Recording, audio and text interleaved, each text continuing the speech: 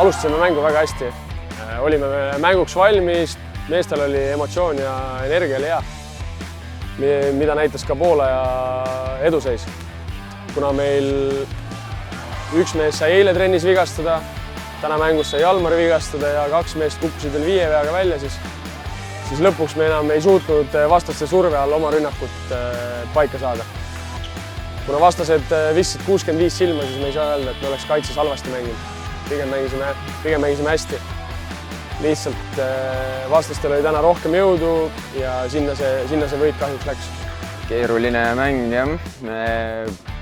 Tagamängijaid oli meil selles mõttes natukene vähem kui muidu, sellepärast et eile kapten sai vigastada ja Markus mängis täna esimeses mängus ka päris palju minuteid ja siis oligi 3. veerandajal juhtus minul mingi asi. Kennil oli ka seal vead täis ja siis jäimegi viimasel veerandajal rünnakul surve all hätta ja ei saanud enda asju üles. Siis ta sinna nahka läks.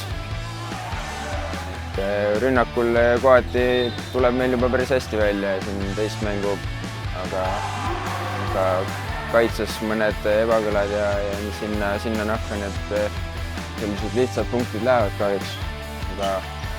Aga mis kehvasti sai uuesti ja juba järgmine reede on viimane kodumäng, nii et loodame siis, et saame ikkagi oma kodupublikule natuke rõõmu ka pakkuda ja tuua kõik saali.